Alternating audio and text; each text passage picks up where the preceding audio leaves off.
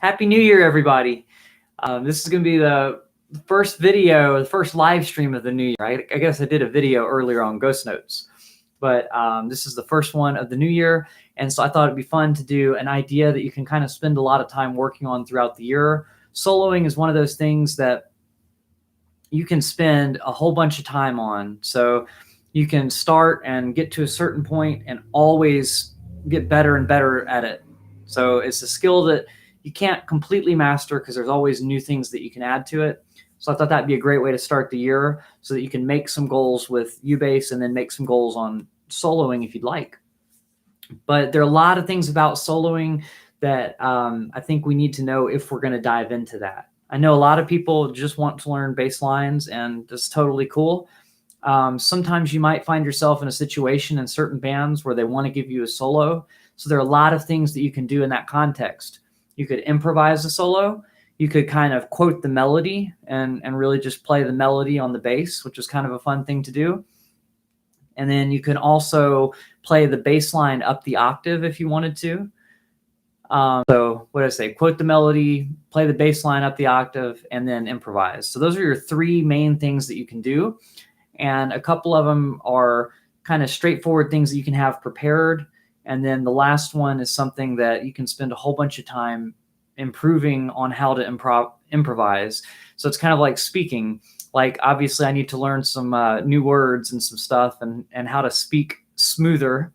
So you can do the same thing on the instrument all the time, where you learn how to expand your vocabulary with different styles, imitating other people and kind of using their words in your own context. So there's a whole bunch of stuff that you can do. And I also want to talk about how it differs from making a bass line, like a walking bass line or something like that. Did I learn the Bernadette bass line? Oh, we're not doing that this week. Sorry.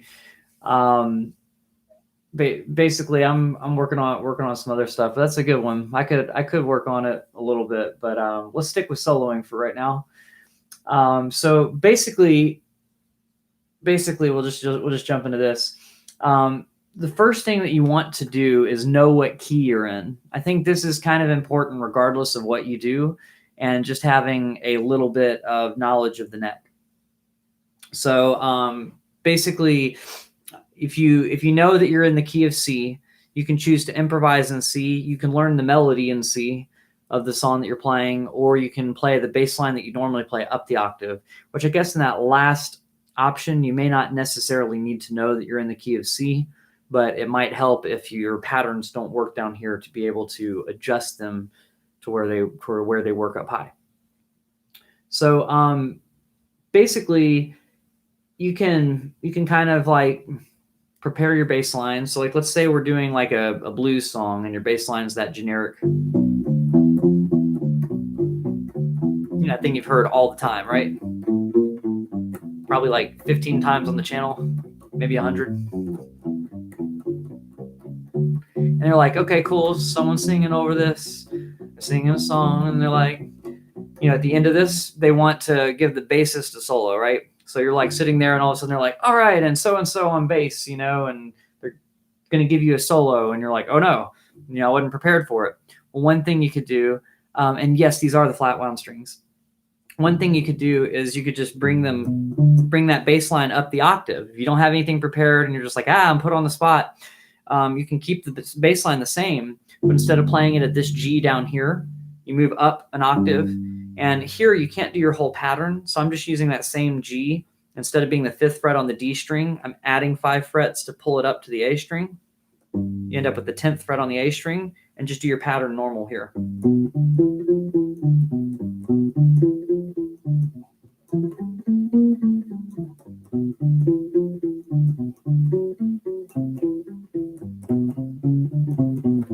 And you go back down when you're done with your solo.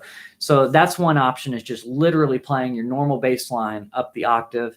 And a lot of players do this. There are even a lot of band leaders that want you to do this because they don't want the song to lose the groove, right? So sometimes they want you to stick to that groove instead of varying off and trying to randomly improvise and do all this weird phrasing where the drums are the only instrument kind of holding it down underneath you. Sometimes they want you to do that, especially if you're in a situation where people are dancing. But that varies it up because it changes the sound, but it gives you that option of it allows you to be the one to vary up the sound, and it brings attention to the stage. But if you want to keep the groove so that people continue to dance, I think that's a really good thing to do, is just stick to your bass line, just pull it up the octave. So that's one option. And then another option, of course, is to make a bass line that grooves. So if your groove is doing a bunch of quarter notes, you know,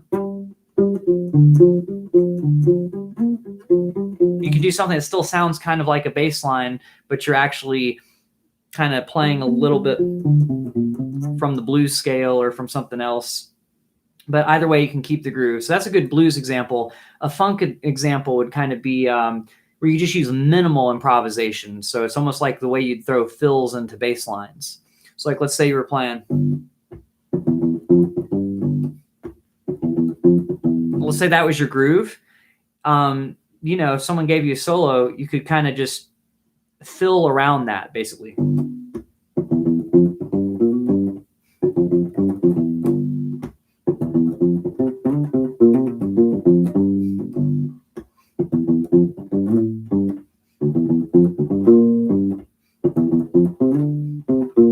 And just kind of vary it a little bit more as you go, to improvise a little bit.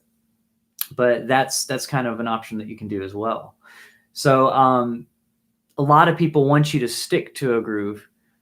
Man, y'all are asking a bunch of questions. I want to get through a little bit of this this stuff first before we get into question mode. I know you've got a lot of stuff saved up from the new year, so you can go ahead and put them on the side, but I'm not going to answer them for now because we're focusing on soloing stuff. If you have a soloing related question, then I might do that. But yes, and you might get some of the answers to your questions through the lesson in addition to that. So so I'm going to keep going with this, but I do see your questions over there if you want to put them into the side. So you can kind of do a groove-based solo. In that case, it works really well in funk, where whatever you do, you don't want to lose that feel and locking in with the drums. So that's super important, which might be, you know, just hitting beat one, you know, with the root, and then kind of going off from there.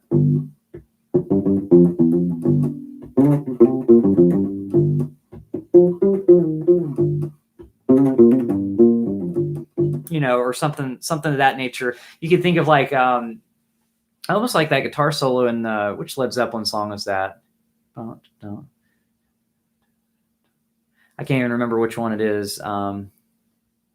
Anyway, there's a couple Led Zeppelin songs, I think, where they just kind of have some hits, and so those hits kind of keep the groove, and then you can kind of fill around using a particular scale. The scale I was soloing in then was the blues scale, so it's like knowing the position of the blues scale. But if you're playing over one chord and it's either a minor chord or a dominant seventh chord, you can use the blues scale over that, and it'll work pretty well if it's just a one chord vamp. But that's one thing you can do, is just kind of stick to a groove. And you really do want things to groove with bass solos, but sometimes we're allowed to get a little bit more into melodic territory, like a horn player would play or a piano player or something of that nature. But basically we can just groove as well. So if you want to kind of get out of that box a little bit, another option at first is you can just play the melody. So like if we were doing, I've seen this a lot with holiday music, right? It's like everybody goes around, some other people are soloing, and then they give the bass player a solo in a jazz context, and the bass player literally just plays the melody of the song.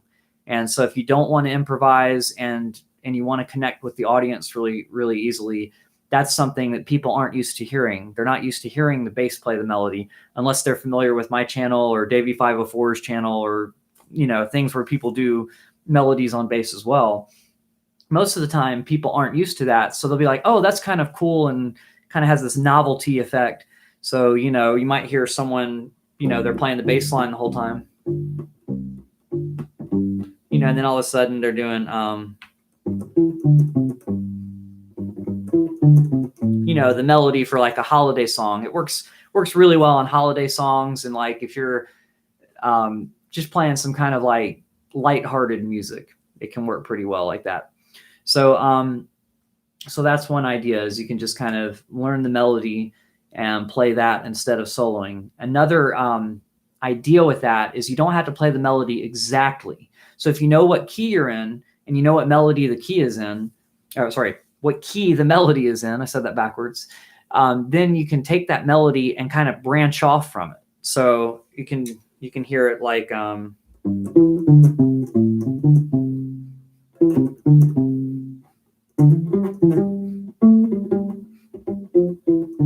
know, it's like it's not quite the melody, but it sounds familiar, kind of like the melody, in a way that the audience can connect to it because they can almost sing the words along with it, even though you're branching out. I think I branched out a little too far, but let's say you're doing like Jingle Bells. I don't know why I'm doing the Christmas music thing, but you get the idea. You go like.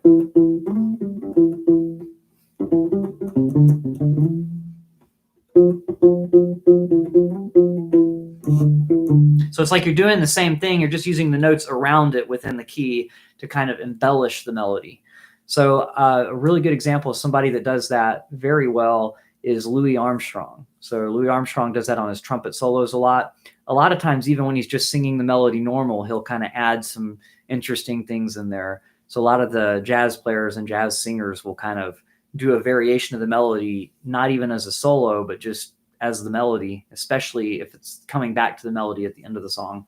So you can do the same thing on bass. And the way to know what notes to embellish that with is just knowing the notes in your key. I ran out of notes to do C major scale up here, but if you know that, you can go.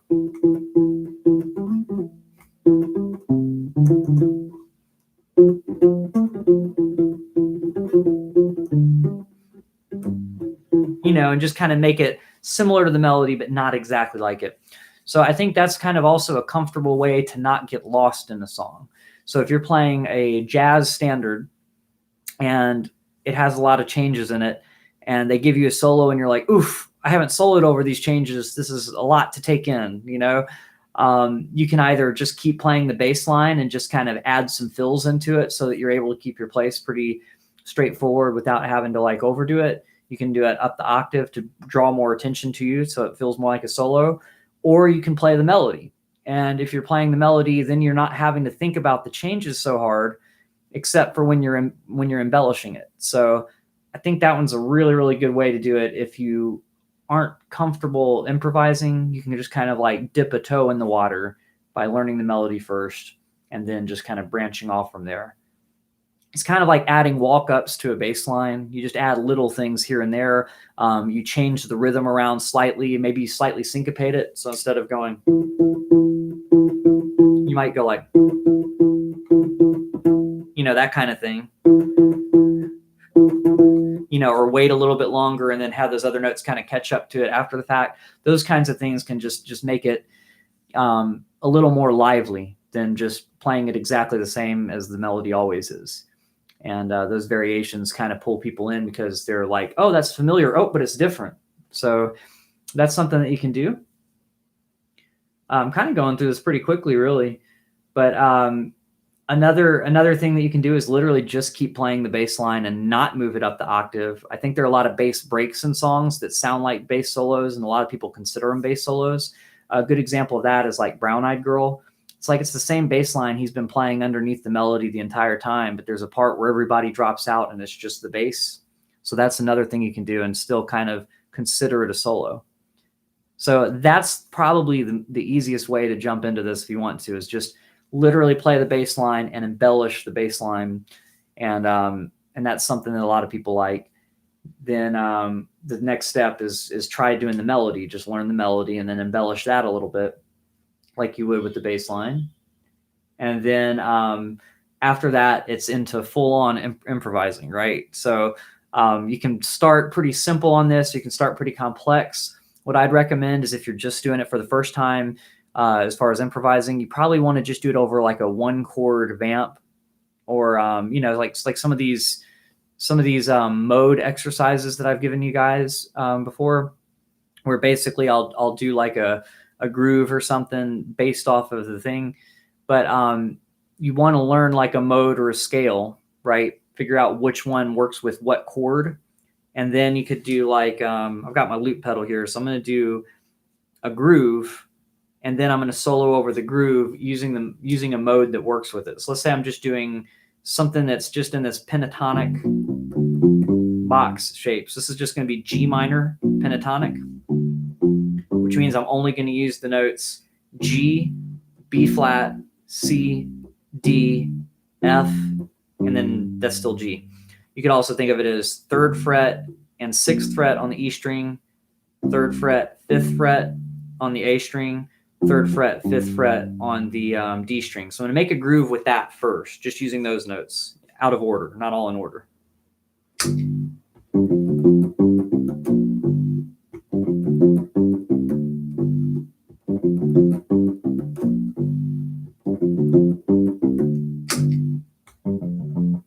So now we've got a groove.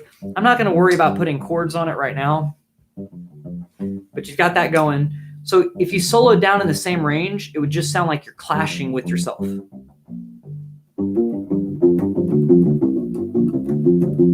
just burying the groove when I do that. So what I like to do is I take that same minor pentatonic pattern that we did right here and just move that up the octave. Does that make sense? So there's a G here. So that was a G, this is a G. Then I'm just doing my same finger pattern that I did down there, 1 finger per fret. And so then I can just kind of mess around with it.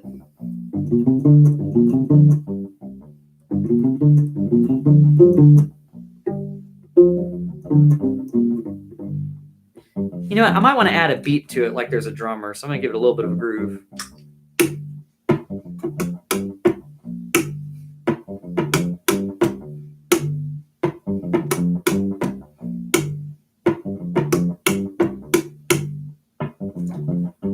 Okay.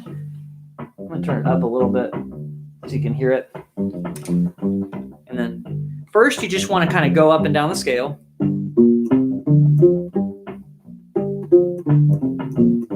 See, notice how I'm very like downbeat heavy here.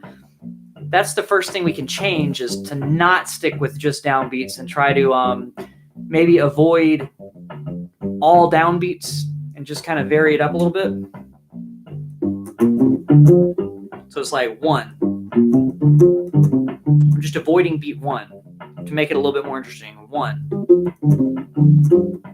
1.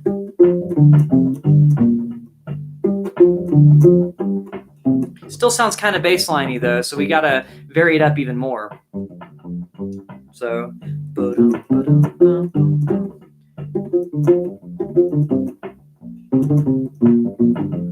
you've just got a whole lot of variations that you can kind of do there just by changing up the rhythm. So if you're not used to thinking in these different rhythms, you may want to just start with something like quarter notes and just leave out beat 1. So you could have like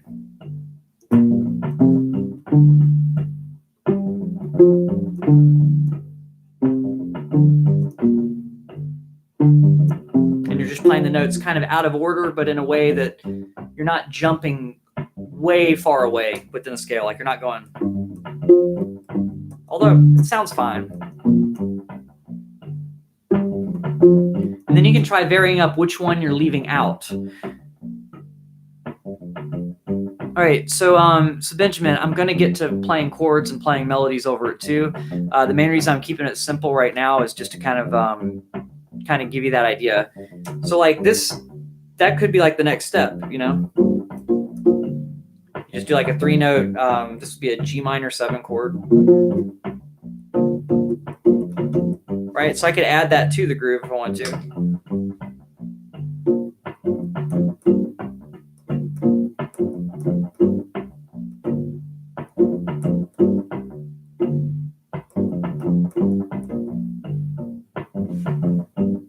So we've got something going there. So to answer your question about chords, yeah, you can do chords. This is a 1-chord vamp, basically. But so then after you've done quarter notes, you can leave out beat 1 and try soloing. Then on the next measure, try leaving out beat 2. So you're changing your phrasing up each time. So like 1, 2, 3, 4, 2. Sorry, I shouldn't say 2. I should say the second measure. 1, 2, 3, 4. 1, 2, 3, 4. 1, 2, 3. And just practice leaving out different beats. I'm not doing a good example of like making it a pattern like that, but you could just say, this time I'm going to practice leaving out beat 3, or this time I'm going to practice leaving out beat 4 or something. Okay, so we've got the idea on that. Then you can add little things into the notes, like you can add hammer-ons, which is where you play the first note, and then you put enough force down on the next note with just the left hand only to have it sound. And then you can do a pull-off, which is the opposite.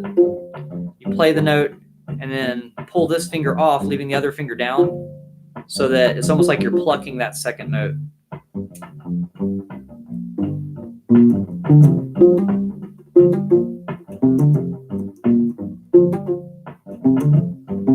So then the other thing is, on the groove, we tend to, on the bass lines, we tend to center everything around the G, right? If we're in G minor here, we're going to play G on the downbeat. G, right? But when you're soloing, if something else is holding down the groove for you and it's not needing to be a super groove heavy bass solo, you can kind of, 1, leave out beat 1, or 2, hit different notes of the chord instead. So this is the root. This is called the third. So that note's in the chord as well, the one I was playing. The 5th is technically in the chord, although I left it out because it doesn't really tell us much about the chord. It's a little bit of theory, but just know that this minor arpeggio works. So any one of those notes could be on beat 1 instead of the root. So you could go like, right?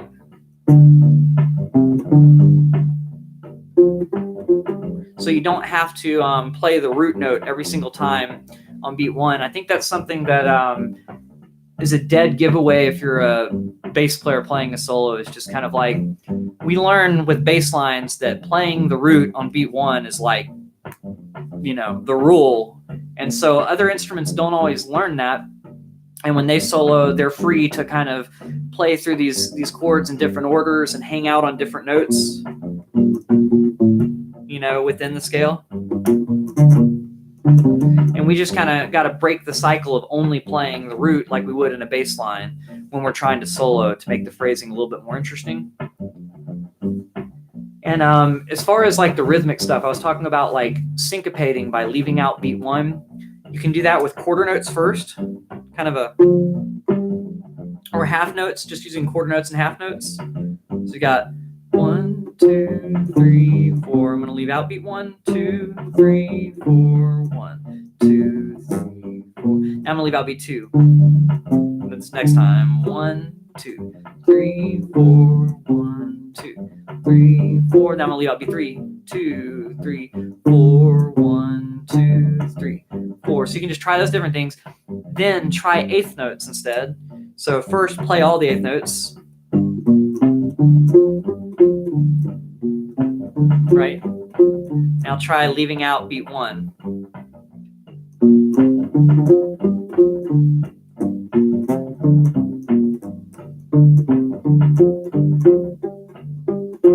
Then try leaving out just various ones within it. So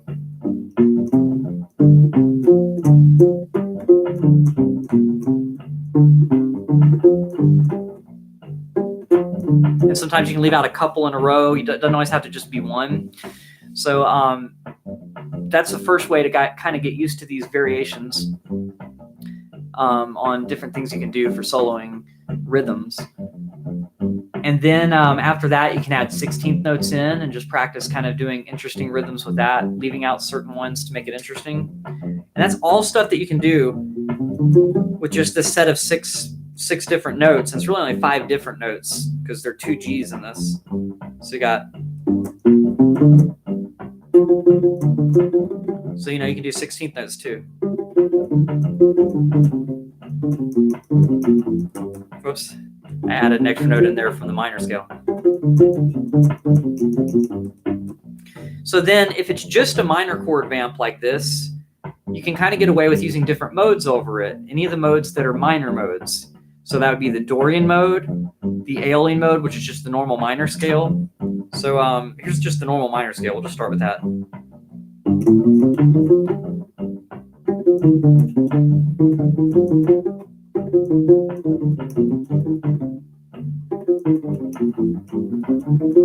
Right, so you've got all that. Do the same thing, add that scale in, use the phrasing that you figured out rhythmically from syncopating, different things. And then you can focus on each one of these things individually as like a different way of practicing. But then you can try the Dorian mode over it if you wanted to.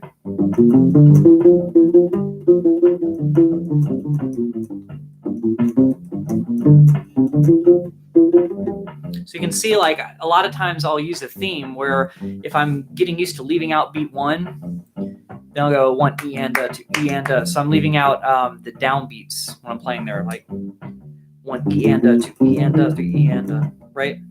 So you can take little patterns like that. And there's kind of a rule of thumb when you're phrasing, and it's a really loose rule. You don't have to believe this, stick to this at all.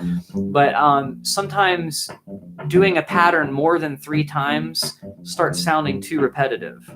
So like, let's say you're doing this for 3 measures.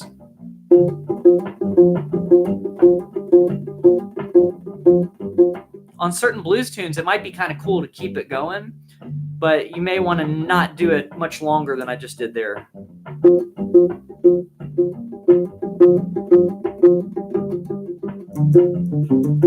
But playing the same little part of the pattern over and over again within your solo can kind of build tension. And then when you come out of it, it kind of adds to it. But you don't really want to build too much tension. And then the other thing is, like, if you're doing a pattern, like let's say you're going down the scale in groups of 3 and then putting a rest after, that kind of thing. Right? You don't really want to do the same thing more than 3 or 4 times in a row, or it starts sounding predictable and too repetitive. But you can kind of vary things up that way. So there's a ton of stuff we can do with rhythm. So we talked about quarter notes, half notes, 16th notes, syncopating all those things just by leaving certain ones of those out, going back and forth between those things. Then you have triplet rhythms, which we haven't talked about. So we got, right? So we got going back and forth between those is kind of hard. 1 and 2 and triplet, 1 and 2 and 1 E and a 2 E and a triple, right? I don't know if my triplets were completely even, but you get the idea. They're a little bit loose that time, but it's okay. And then you can combine that with the techniques like slides, hammer-ons, pull-offs.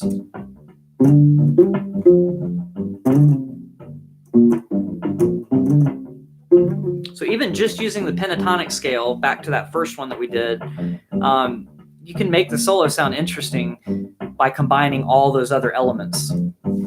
And so I think that's a really good introduction, is just soloing over one chord. But then when you're playing songs with most people, they're not going to stick to one chord, right? So you've got to learn how to play over multiple chords. So a really common jazz progression is a 2-5-1. If you're not familiar with that number system, I have a video called How to Play Songs on the Spot that goes over how those are derived from scales and why the chord is called a 2, a 5, and a 1 in this case. But as a chord progression, you have your 2 chord, your 5 chord, and your 1 chord. I'm assuming you guys know that. If you don't, I would say watch that video. But let's say that we have a 2-5-1 in the key of G major. So if G is our 1, then A is our 2, because we played the G major scale. G is our 1, A is our 2, then our 5 is D down here. Boom. So we got A, D, G. And if we build a chord off of each one, we'll end up with an A minor chord, a D major chord, or D7 if we do a 7th chord, and G major. So I'm going to do those over here. So asking about chords on U-bass, here's one way of doing that. So I'm going to do a D minor 7 chord. So what I'm doing here is 12th fret on the A string, 10th fret on the D string, and 12th fret on the G string. So that's our minor 7 shape, you know, where you have these two fingers are on the same fret, skipping over a string, and the string in the middle is playing 2 frets down from there. That's a minor 7 shape. And so whatever your middle finger ends up on here is going to be the root of the chord. And so in this case, that's an A note. So this is an A minor 7. Oh, hey, everybody. By the way, thank you guys so much for watching. I hope your New Year is going really good. Has everybody had a good good New Year and good holiday season and everything? Anybody get any new instruments? All right, I'll keep going. So I'm just going to loop this 2-5-1 progression. Okay, and then I'm going to try all these different things that we talked about with the different bass lines that we can play over this. So I got to give it some timing. So I'm just going to play quarter notes just to give it some timing.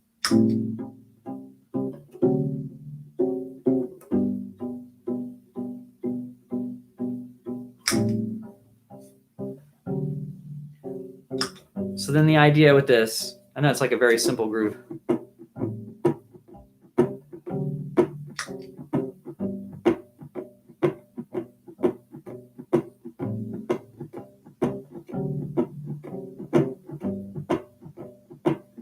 So now I've got a little swung kind of drum thing going on underneath it, so that's kind of nice. Jay Freeman, congratulations on the Wanderer. It's awesome. I like my Wanderer. I think it's right here.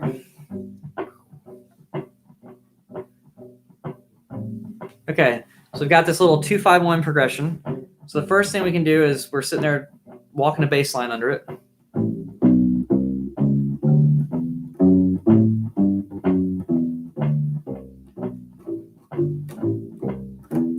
And somebody's like, oh man, take a solo.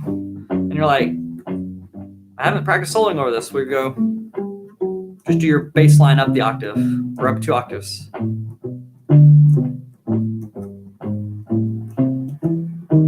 And I know I'm assuming you know how to walk, but if it's one with a pattern, that's fine too. You can just move that up the octave too. Yeah, hola. Okay. So you can solo over it by just doing the bass line up the octave like that. That's pretty cool. You could also play the melody of the song. So let's pretend this song has a melody that goes something like this.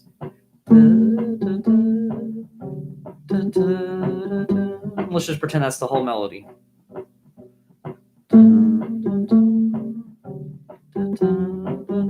So if you know the melody, then you can play it, right? So we're pretending that's the melody of the song because this one isn't really a song; it's just kind of a chord progression right now. If it was, it could be Sunday Morning. Maroon 5 kind of has this progression in a different key. Let's see. So you could play the melody like.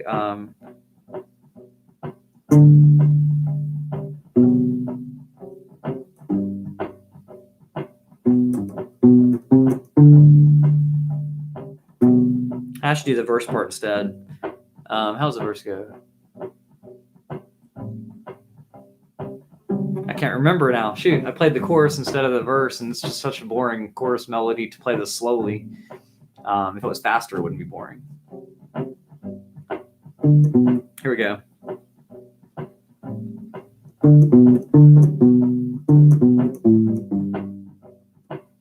So you can play the melody over that. Right? Add little embellishments.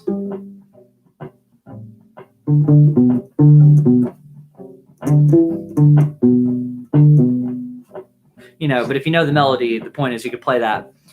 And the other thing we could do is figure out what key we're in. We said this was a 2-5-1 progression. And once again, if you don't know how to figure that out, you could go to the How to Learn Songs on the Spot video, and it explains that number system. But this 2-5-1 progression is in the key of G major. So we know we have a G major scale. That'll work over all of it. And then we just kind of resolve to notes that are in the chords that we're currently playing. So in other words, if it's an A minor chord, the notes in that chord are A, C, and E. And G if you have a minor 7 chord, but we'll just go A, C, E for now. So when you're playing, you want to resolve to notes that are in the chords.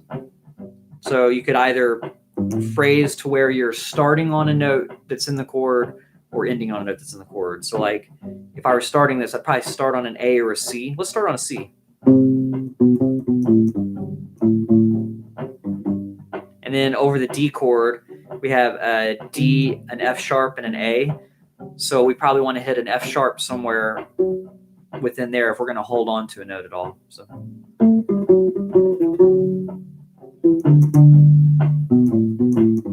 So just kind of knowing what notes sound good over what chords keeps it from sounding random. Because if I was just to play, it sounds fine, but it doesn't really like feel like it's resolving somewhere. And then when you get to that G chord, you want to resolve to either a G, a B, or a D, which is the notes that are in that G chord. And that's the most important thing, is just using notes from the scale and resolving to that at the end.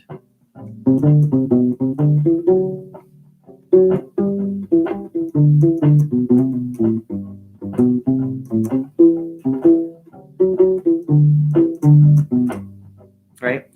And so all I'm doing there is being aware of what notes are in those chords as they go by.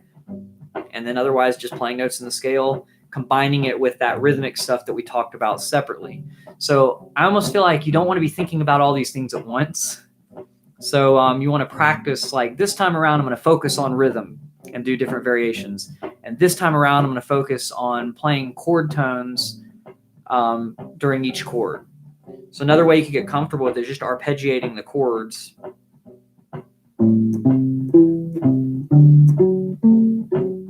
But that sounds like a bass line kind of. So then we can syncopate it and just play with a totally different rhythm and do the same thing, and it'll sound more like a melody.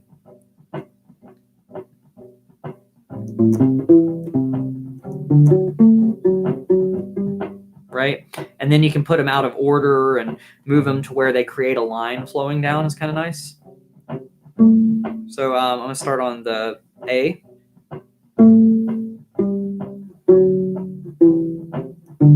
And just kind of figuring out what simple lines of moving down the scale work over this pattern.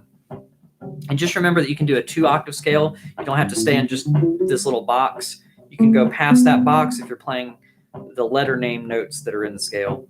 So if you've got G, A, B, C, D, E, F sharp, G, then this A is an octave up from that A, but it's still an A, so it's still in the scale. Or still in this key, rather.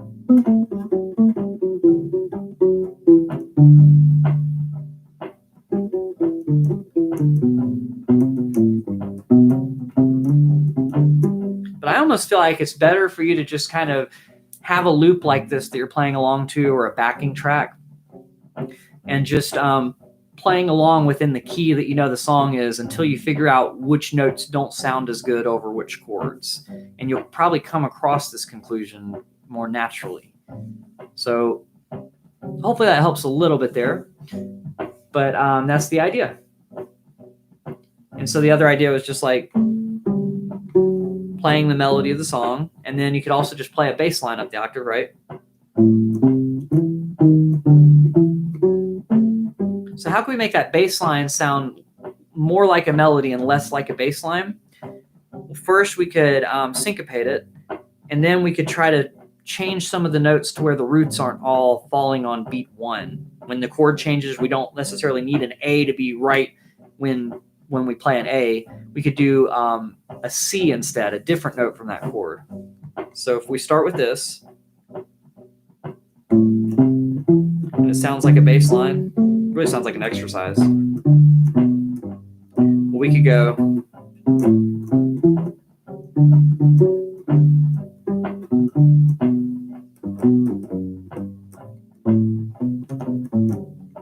So it's like all I'm really doing is not hitting beat 1. I was still doing the root most of the time there instead of everything I was talking about with the thirds.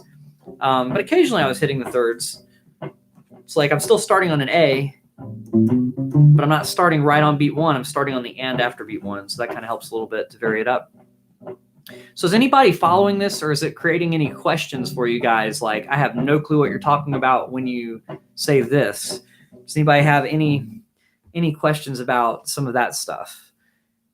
Or how to apply this to something else? Like maybe you want to apply it to not a 2-5-1 and not a 1-chord vamp, but some other song, and how to kind of approach that on more difficult songs. Well, first, let me kind of mention that if you're trying to apply it to more difficult songs, if it's jazz music, then you might have songs that change key a lot. So what you kind of want to do is kind of go through the piece and circle when 3 or 4 chords are in one key. And then if it changes key, know that, so that you know what the key center is throughout those things. And oh, now I'm thinking F sharp minor instead of thinking C major or whatever, because the song took a turn here and stuff. And so that's kind of one thing you can do, is just figure out how to lump the parts into whatever key they are.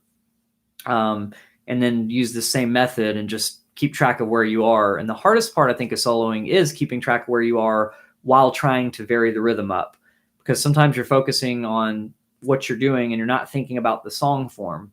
So it's like you have to learn how to multitask on keeping the song form going in the background, so that you don't get lost and end up playing over the wrong changes and making some mistakes for that reason. And I think that's a really good reason to start with the melody, because if you start by playing the melody and just embellishing it, you have the melody going in your head the whole time, and you're not going to get lost in the song form. You're going to know if you're at the beginning of the melody, or if you're in the middle of the melody, or at the end, if it's a longer chord progression. So hopefully that helps a little bit. But does anybody have any questions about soloing specifically like that? I know I'm not really talking about effects. I know someone was mentioning using octave pedals and using other things. We can do that, using octave pedals is fun and everything. I don't think I have enough amp cords, guitar cables to plug in the multi-effects unit that I have here, but I do actually have one down here that has an octave feature on there. It's not the best because it's one of those multi-effects one, but hopefully that helps. Right. So Jay Freeman says, I love how it sounds. I'm a complete beginner, so it's technical, but I like it. Do you have to blend the melody with rhythm?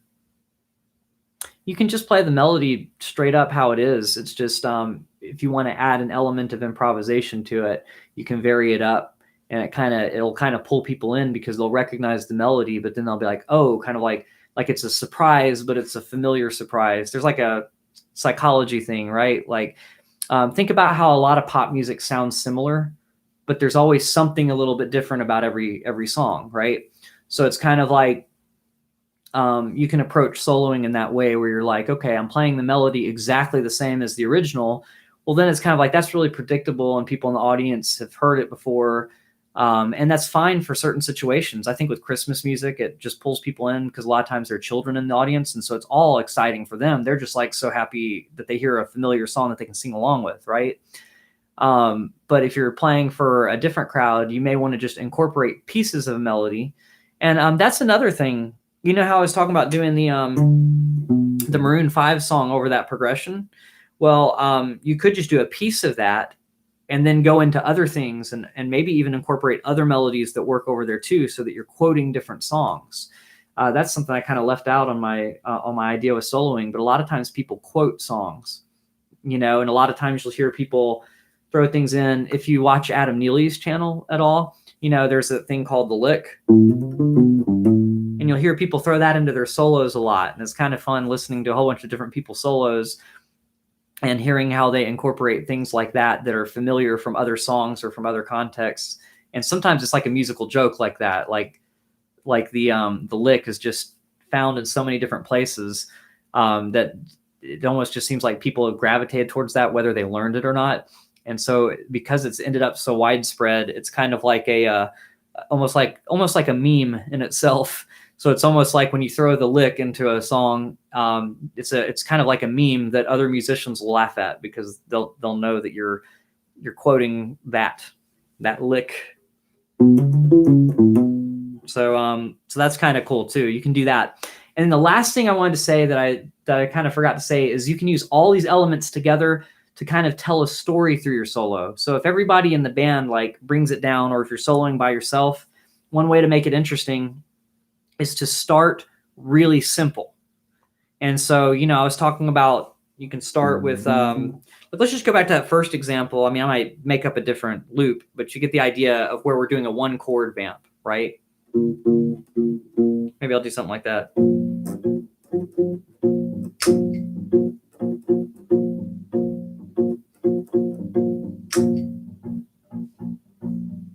Okay, I'm gonna add a groove to it.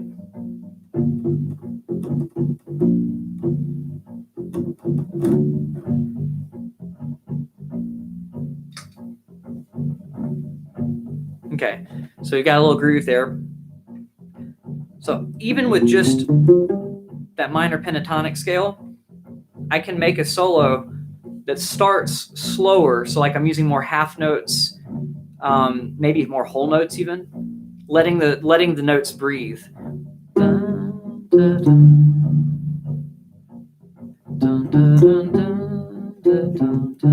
Right? And then later on you can kind of build into it. Right?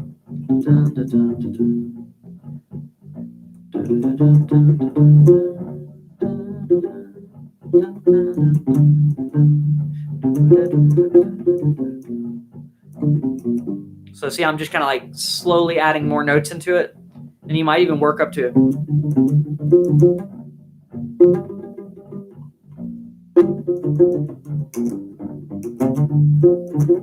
But by starting simple, I gave it room to grow. It's not like I'm charging out of the gates with all the speed that I have, all the tricks up my sleeve and everything all at once. You know, I might start simple and do that. And this was something that Victor Wooten demonstrated really well. One time I got to go to one of his nature camps, and he just demonstrated this and talked about it while he was doing it. You know, but it's like you're telling a story. Maybe you're introducing a little theme or something, and just kind of slightly varying it up, and just, you know, slowly, you know, just varying it up and building upon it and developing it. And then you might introduce another theme, and then you might combine the themes a little bit. But one thing that can kind of help in addition to that is you can sing along with your solo. So if you get to the point where you can go kind of like bum bum bum bum bum bum bum bum bum ba dum da dum da dum da da dum da dum. And the point of singing along with it is that you have to breathe when you sing, and sometimes you breathe in interesting places rather than just at the same time. So your phrasing ends up being different lengths and feel more natural because it's more like singing in that case.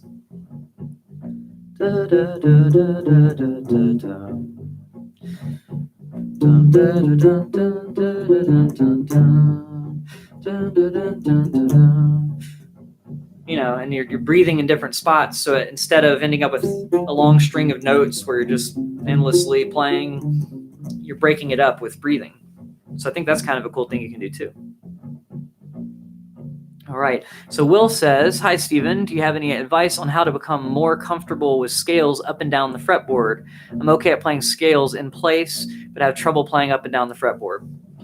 All right, so I have a video on that.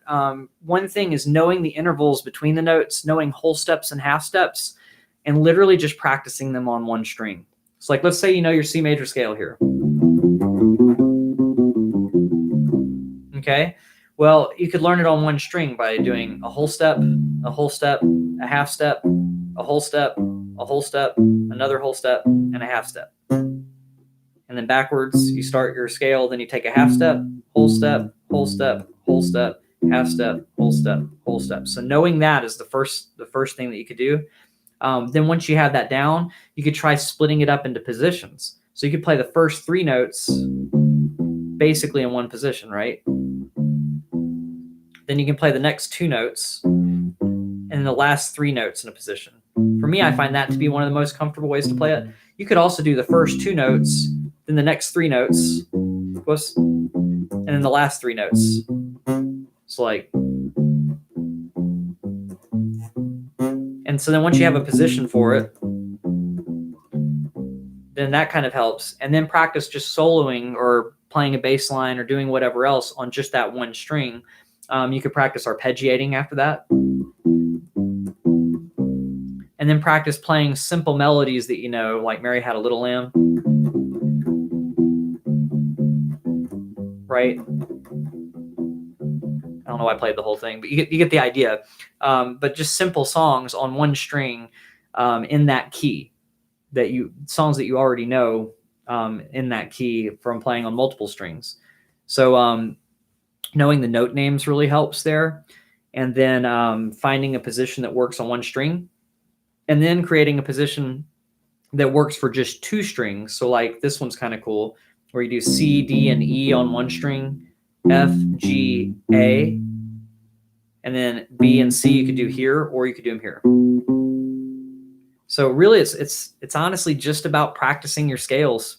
If you want to get comfortable with them, you go, today I'm going to do the one position thing, which is just staying in one place. That's all I mean by that. And then you're like, okay, I'm going to use this other position. Still just stays in one place. It's just I have to stretch a little bit more, stretch out of my position. And then you're like, okay, I'm going to do everything just on one string today. Start slow and work your way up. But that's something that you can do and just kind of figure out positions to play in. If you want to have speed doing it, that's kind of the secret, is having positions rather than just using one finger going. That's really hard to do. It's a lot easier if you kind of lump them together. So hopefully that gives you some ideas on that. And that's why when I taught the major scale in one of the videos I did a long time ago, that was one of the things I said was practice it across 3 strings and then on one string, because then you're practicing both of those. And then that also, once you learn it on one string and you understand the whole steps and half steps, you can get a second octave on one string. So you play this one in one position. You run out of frets if you're doing C major, but you get the idea. You pretend that's a fret, push down really hard, and try not to injure yourself. Yep. And yes, Jeremy, my hair is getting long. At some point, I think I will get a haircut, but for right now, I'm still, just the less exposure to, things going on that travel in the air, the better. Although I'm still playing wedding performances, so there's still that. It's just the less, the better, is kind of the way it goes. So I'm just letting the hair grow out for that reason. So let me go back and answer some questions that people had earlier. So one person asked, was it Lord Auric Curmudgeon? Might have mispronounced some of that. That's okay. Are those flat wounds? Yes, these are the Gali flat wounds. The Kala Gali. They work together to make these. I love them. They're great. But that's one of they're my favorite strings right now. Although the rubber strings do things that these don't. If you want it to sound more like an upright bass, go ahead and do the rubber strings. But this sounds more like a electric bass with flat wound strings, like a Paul McCartney with his little Hofner Beatles bass, where it's like that hollow body one, or a semi-hollow body one. Okay, and then what's a good funk line? So, do you mean a song that has a good funk line? Because like any James Brown, I think it's basically Super Bad. I might be playing it slightly differently.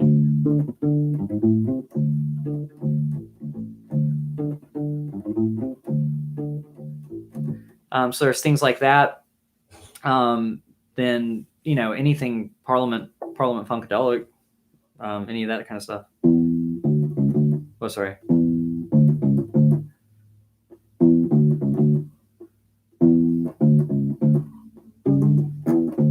I'm probably doing the things in the wrong place, but you get the idea. There are a lot of good ones that they have. So that one's just a simple one for that. Oh, I appreciate it. Yeah, I don't know how long I'll grow it, but we'll see what happens. It's long enough if I straighten it out to where it goes past my chin. So we'll see. All right. So what do I think of McCartney? McCartney 3. Ooh. I haven't listened to enough of it yet. I think I've heard like a clip or something of it, and I'm trying to remember what song it was. I had a friend that sent me just one of the songs to check out, and I think I remember liking it. I just can't remember much about it though. But I just love that. I just love that Paul McCartney's still making music at this point, you know. So I remember it sounding more modern than I thought it would. He was kind of doing some more modern stuff. Yep, and Superstition. Honestly, the bass line on Superstition, you know, there's a Rick Beato video on that, but it's really done on the Moog, or it's spelled Moog. I've heard it pronounced both ways, Moog, but it's really Stevie playing it, and it's really just a lot of eighth notes or quarter notes, really.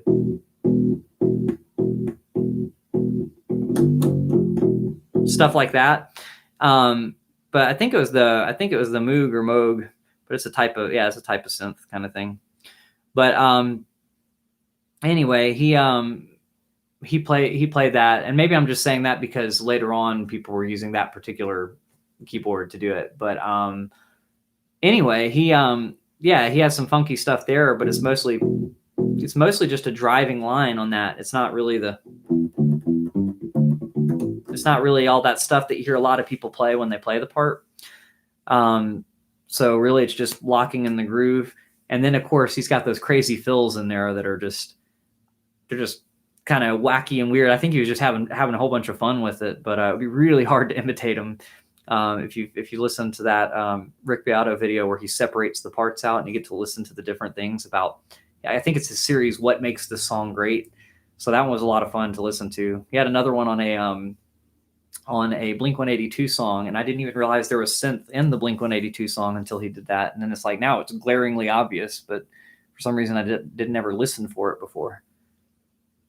And I know I'm reading did you learn the Bernadette bass line? And the answer is no, not yet. I mean, I can, I can't sight read quick enough to do it quite right. It's not like an impossible line or anything. It's just there's a lot of syncopation and a lot of variation in it. So I might go through and learn part of it or something and play it for one of the future live streams. But I haven't done that over the break. I've been working on other things. But that's a good question. I like I like that one. All right, so let's see, Chords and Melody. So Benjamin, you can also play chord melodies, and sometimes people, which is where you do both at the same time. And one thing you do there is like you learn the melody of the song, then you learn the chords of the song, and then you figure out where the melody overlaps certain notes of the chords, and you try to voice the notes within the chord in a way that the melody ends up, if there's a melody note in that chord, it ends up being voiced as the highest note. So like, let's say you learn a melody. I'm trying to think of one. I'm just going to make one up. But let's say that your chords are like G, C, and B. And then you have a melody that's like, I don't know. Or why don't we just do one with, I've done it before, but Ode to Joy. You learn the bass line. And then I'm going to take the like easy piano version, where instead of where you're playing you're playing the root. If you're starting on that first note of the melody, we're playing it in the key of G major. So the first chord is going to be a G major chord, right? So you could voice the chord where that first note of the melody is the highest note, but you could play all three notes of that chord right there by, instead of playing G as the lowest note, you play D as the lowest note, G as the second lowest note, and then you have an inversion that puts that B on top, if that makes sense. Then our next chord would be like a D chord. So I have a D in the melody, so I'm just going to leave this one kind of the way it is. But I could do root, fifth, third if I wanted all the notes of the chord. But if I want it to sound more like the chord, I want a D on the bottom. And then, you can change them up. generally when I make my arrangements, I do the root note on the bottom rather than flipping the whole chord around to make it work like that, and do 2 notes at a time instead of 3 usually, unless it just works out really nicely. But hopefully that gives you an idea of what you can do there as well on combining chords and melody to make a chord melody. Most of mine are more like bass line melodies than chord melodies, or root note bass line, but you can do that where you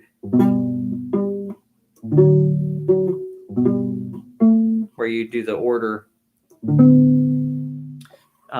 where you change the inversion of the chord so that your melody note ends up being one of the highest pitch note of the chord. That was confusing, but yeah. Cool. So so we got Average White Band, Cut the Cake is funky, and yes, it is. I'm trying to remember what the bass line's like on that, but it's definitely a funky song. Yeah. So that one is pretty good. That one is pretty cool. But to kind of summarize back to what we were talking about with the soloing, I'm just going to try to recap it real quick. Start by learning the melody, and then you can play the melody, in a higher octave as your bass solo if you wanted to. You can also play your bass line up an octave if you're doing blues. I've heard a lot of blues bands do that, and then just kind of add embellishments to it to make it a little bit more interesting and stuff. But that's one way to not lose the groove and keep a solo going. Then you can also do the same thing with the melody, where you embellish the melody, which we talked about, syncopating different notes and hitting a couple notes more than normal or less than normal, that kind of thing. So then after you do that, you can try improvising by using scales.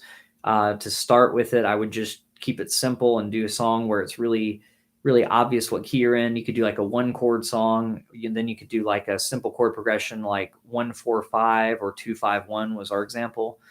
And basically you just play in the key that the one. So if it's a song that has the chords C, G, A minor, F, that's a 1-5-6-4 in the key of C. So we know that C is our 1, usually, because it'll say like it's in the key of C or something on the music that you get. That's probably the easiest way if you don't know how to figure out the key.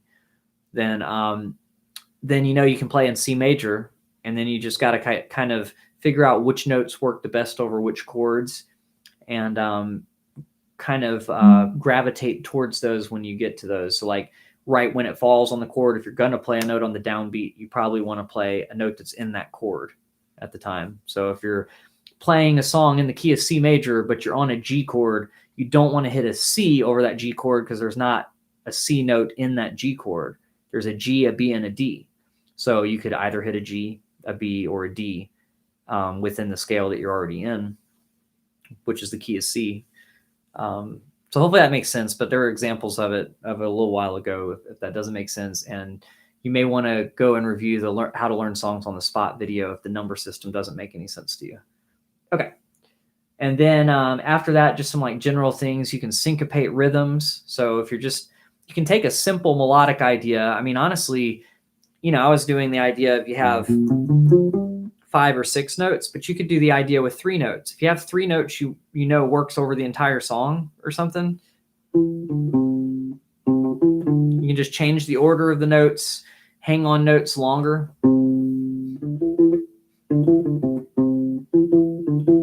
Right? And then you can do a whole bunch with rhythm to make those 3 notes really a lot more interesting.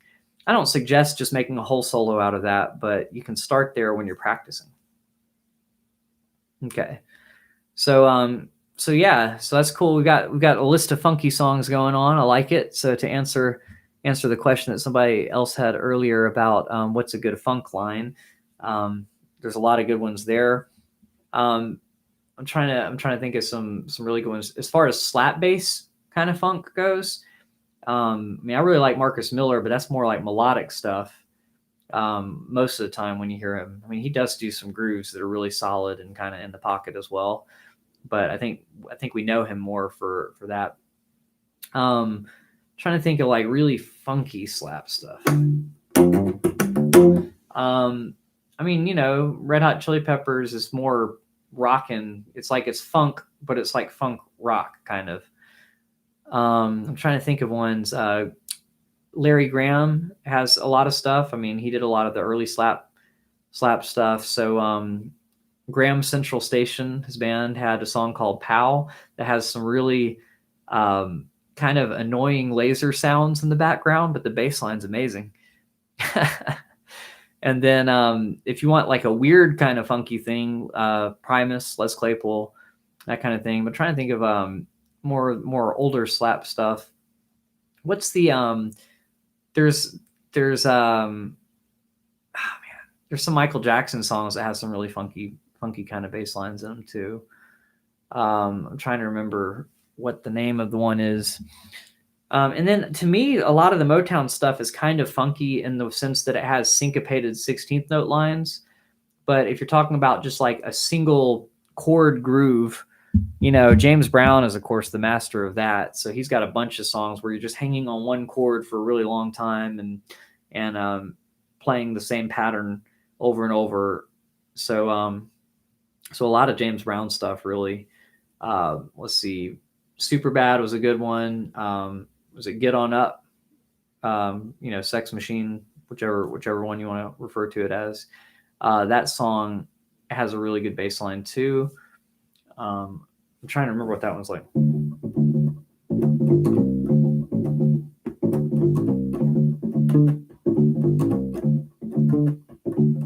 It kind of like varies a little bit there. It has some cool stuff going on in there occasionally. So that one's pretty cool. But yeah, there are a whole bunch of different funky lines. So hopefully that answers your question. Does anybody else have any questions for, it could be stuff about the new year. It could be stuff about goal setting, like what you want to do to get better, or, just ideas to help you kind of figure out your goals for the year. And you can also just let me know in the comments, what are your goals for the year? Like, what kind of songs are you planning on learning? What's, I don't know if there's going to be like gig goals or not yet. I'm hoping, there'll be more shows this year. So, if you have any goals to play out in the later part of the year or something, that would be cool to put in the comments. How about any instrument goals, like buying a new bass or a new U bass, or just anything of that nature? I know that at some point I plan on getting another one with flat wound strings, but maybe a fretless. So that's kind of my gear goal for the year. And then how many of you guys, I'm just going to ask you a bunch of questions since you guys asked me questions. Pick one to answer. But another one is, how many of you guys solo right now and know basically how to solo over certain things? And how many of you think you'll never solo because it's just not something that you're really interested in? I'm just kind of curious about that stuff. How to get a YouTube channel going good. Well, there are a lot of really good channels for that I follow. I think, what's it called? Think Media has a bunch of content on that would be better than anything I can do. And then as far as mine, I mean, one of the secrets is kind of go where other people aren't going.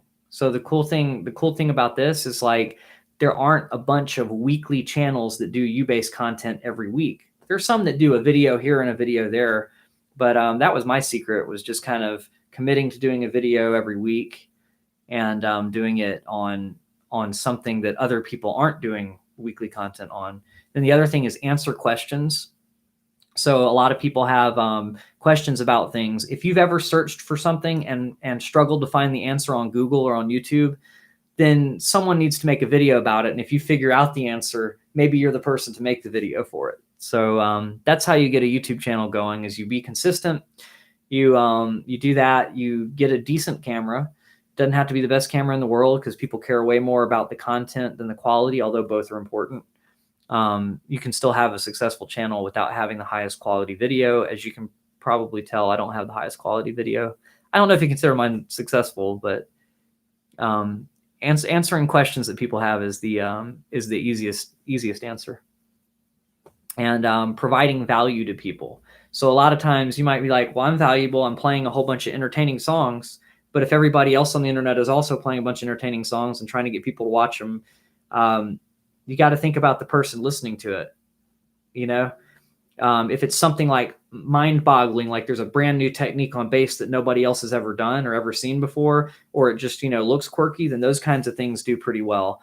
But, if other people are already doing the same things, then you're kind of just trying to cut through the noise. You could do a bunch of covers, and just try to beat other people to it and do them in interesting ways. But really, I think the best way to maintain a channel and keep it going is to answer people's questions, which is why I ask questions and stuff a lot. It gives you ideas for content that you wouldn't have even thought about. Like, you guys ask some great questions, and sometimes I turn it into a live stream or I turn it into a video, and it happens all the time. I'm really grateful for you guys for doing that, because I'd probably run out of ideas if you guys didn't have so many cool ideas to make videos on too. So yeah, Jeremy, that's what I'd say for you. Let's keep going. So we got a goal of finally purchasing a U-bass. That's a really, really good goal.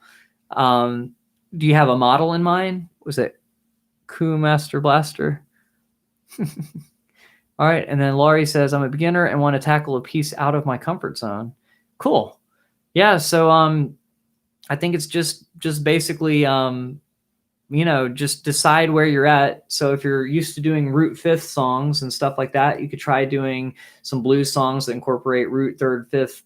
You could try learning something like that works over several songs. If that's not too hard for you, then something out of your comfort zone.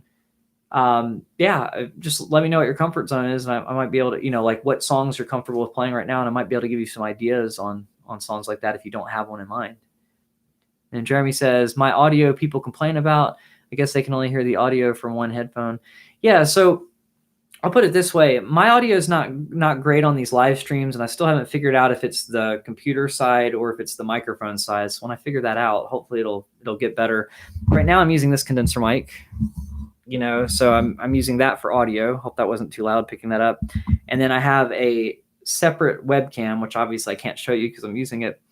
I don't have a mirror handy, but basically the camera gets like 1080p while streaming. So hopefully that kind of helps a little bit as far as that. But audio wise, you probably want to get a condenser microphone or something. And I sometimes when I do my videos with bass, I plug directly through an interface. And this microphone's plugged through an interface as well, but I don't mic it. I plug the guitar cable directly into the interface. I use the Focusrite Scarlett Solo interface. I don't recommend that one over other ones. It's a pretty good one, but I think there are some other ones that are good too. And that one's about $100 when I bought it, something like that. So hopefully that helps a little bit on getting better audio. You may just want to upgrade that stuff.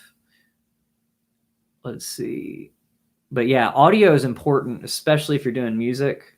And, I feel a little hypocritical because I feel like I could be doing much better seeing other channels and knowing what kind of gear they have. But some of that stuff's expensive. Just going to throw that out there when you want to really upgrade it. Okay, so Jay Freeman says, I would love to solo. I'm ambitious about learning this year, so I will be watching a lot of your videos. Oh, awesome. Well, thanks for watching this one too.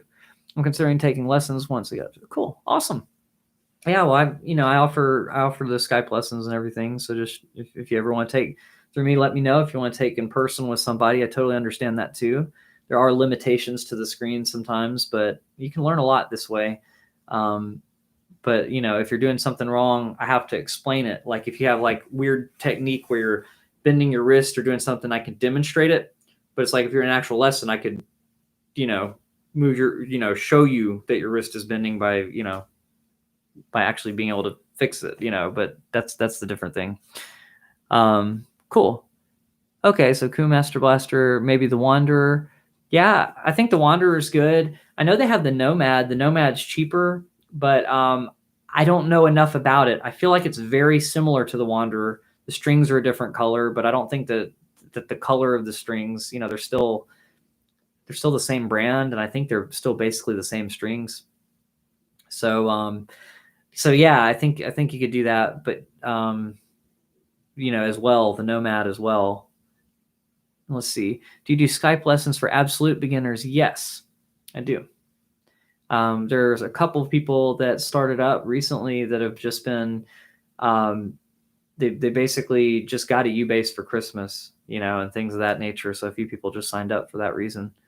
So I'm more than happy to. But that's a great question, Lori. And yep, Jeremy, it is expensive. There's so many things, right? When I do my when I do the actual videos, not the live streams, but just the normal videos, I use the Canon M50, and that camera, it's like a $500 camera. Maybe it's $400 now. I don't know. Maybe they dropped the price, but somewhere in that range. And right now I'm just using the lens that came with it, but I see what other people are doing. It's just like, man, they get such a better picture out of it with a different lens. And, you can do something where you can get more or less of what's in the shot, and you can blur the background, if you have a certain lens. And yeah, there's just all sorts of crazy things you can do. I know it's not really Ubase related, but it's kind of fun talking about it. I was really happy when I got that camera, though. It was a big step up from the phone. Before that, I was using this Samsung. It's a Galaxy J7 Star or something. Or 7. That 7's in it. I don't know. But yeah, the problem with the phone was anytime I would move, the lighting would adjust. And so if you watch my old videos, you'll watch how it's like bright and then it goes to darker, and then I think it just did it here. Like if I do it, if I move a lot with this camera, it'll do it a little bit too. But yeah, lighting is really important too. Using your phone can be the way to go. Mine just had that issue. Not every phone has that issue. But I did use it for a long time, and nobody ever said anything about the quality of the old videos, because they were just more focused on the content. So I don't know what kind of channel you have. Like, I don't know if you're just playing songs or if you're talking to people or what you're doing. I can't remember. But the phone could be the way to go for now. Like I used my phone, not just that phone. I had a phone before that maybe didn't have the lighting issue as much. For the first, I say the first 2 years, but I had the channel for 10 years, and I think for a while I was trying to use this other camera that I had too, but, I've had the channel for like over 10 years now. Maybe has it been 11 years? Oh dear. I started in December of 2006. Well, that's when I started doing YouTube. This channel's only been around, since, I want to say it's January 2010. So it's 11 years. Oof. Yeah. But yeah, I mean, I've used all sorts of cameras, and they've gotten a little bit better as I've gone. And I've never been one to spend a lot on something. I'm not trying to, like, some of these other YouTubers are almost doing like cinematic stuff, and it's just like, I don't know. I like the Canon M50. But yeah, I would say upgrading your audio if you're doing music is just the key thing. If you have a good, clear way to record, plugging directly through an interface is good. Sometimes if you want to mic things, having a good microphone is a good idea. I need to get a new one. This one's a pretty old microphone, so it's about time to upgrade that one as well. But yeah, like I said, I only got that camera in May. So anything before May was done on my phone. And then I had this webcam too, but I couldn't record with it.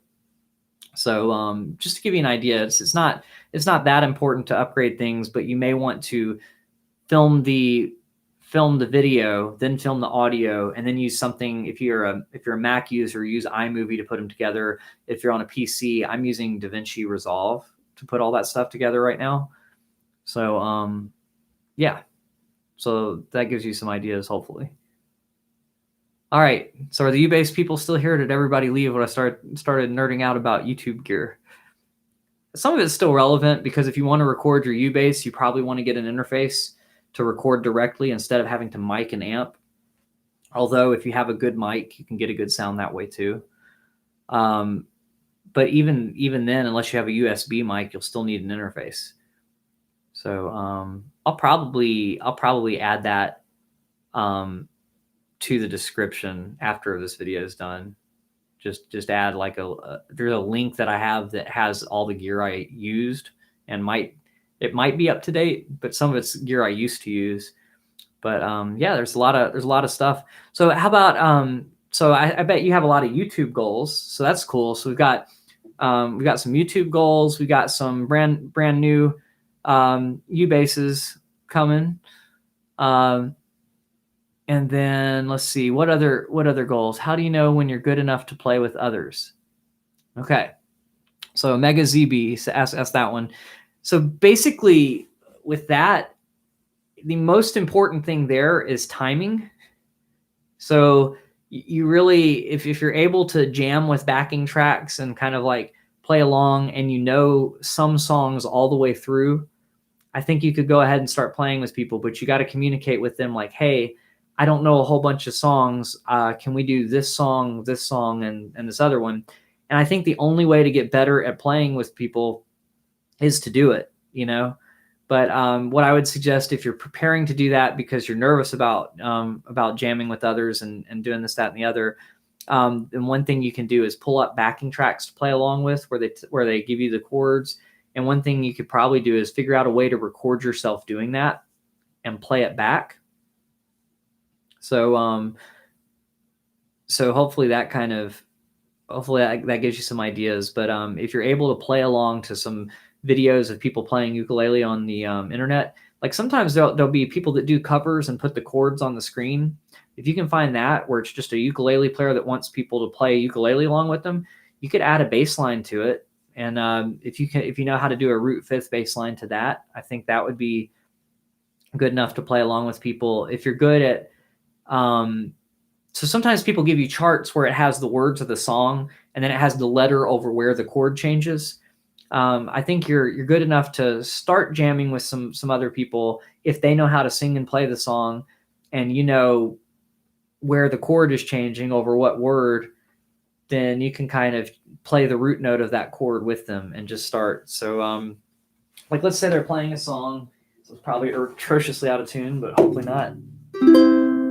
It's a little out of tune. That's okay. And let's say they're playing a song and it's like, this is the song and the chord changes here. This is the song and the chord changes here, right? You could do that. So if you know it changes on the word here, you could either do a root fifth line. This is the song and the chord changes here, and it would have the letter above it, and then you could do a root fifth there. If you're good enough to know how to do that with a brand new song and to be able to move along with that, I think you could test that by finding some videos where people are strumming ukulele and have the chords on the screen.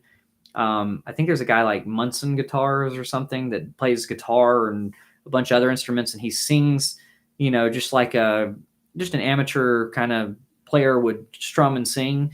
And he has a whole bunch of things where he's covered a bunch of songs in that very general style, where he's, you know, does the same strum pattern basically on all the songs and sings the song more or less, you know, kind of how they go.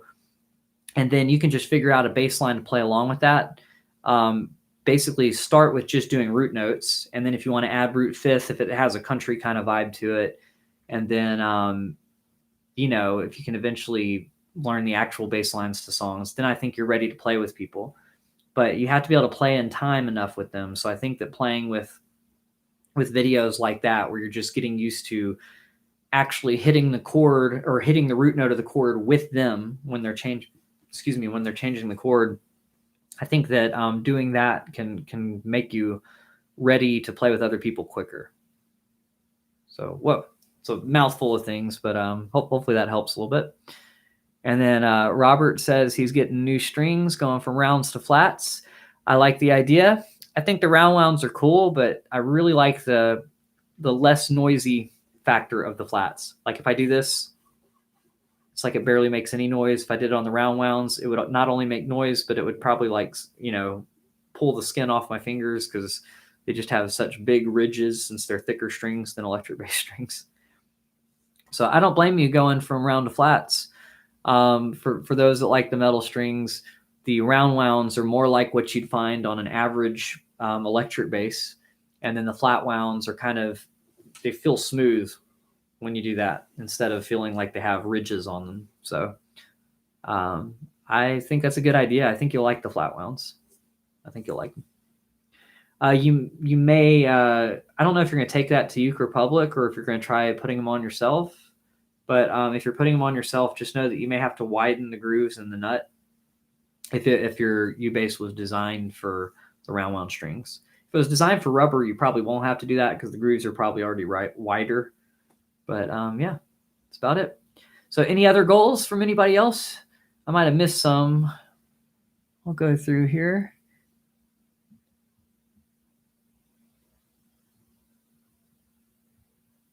All right. I think that was it.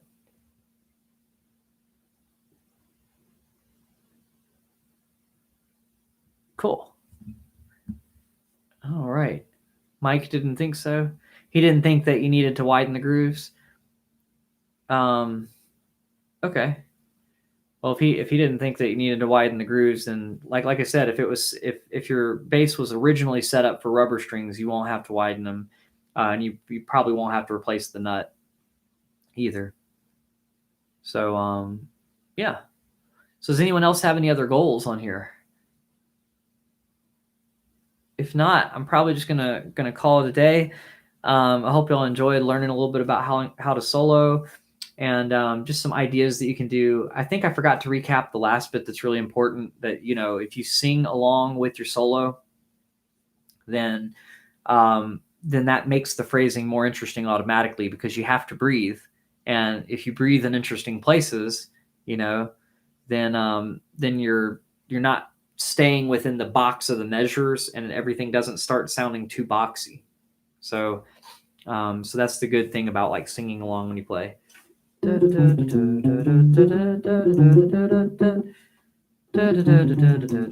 know, I'm exaggerating the breathing just so you can hear it, but it helps create cool phrases. And since you're probably used to having sung along to melodies of songs your whole life, you know, just like in the car or whatever, that just helps connect that phrasing that you would normally do singing to the instrument and just makes it feel more lively and less like a pattern and more like a melody. And then the other thing is that thing Victor Wooten demonstrated, which was basically start simple on your solo so that you have room to work into it like you're telling a story. So like at the beginning of the story, you know, it's like everything's calm and peaceful. They're introducing the characters. Maybe it's not calm and peaceful, but they're really just introducing the characters at the beginning. Nothing too crazy is happening. At some point, things get crazy and there's a giant climax in the story, and then it kind of slowly brings it back down. So what you can kind of do is think about a solo in length of time. I'm not sure. This is probably reversed. So I probably want to do it from this way. So it's like you think, okay, this much of the song, you're about halfway through the song and you're developing. Maybe you were ramping up the whole time, but just slowly. And all of a sudden, you know, there's some conflict or something comes up to here, and then you slowly bring it back down to let people know you're done with the solo before going back into the song.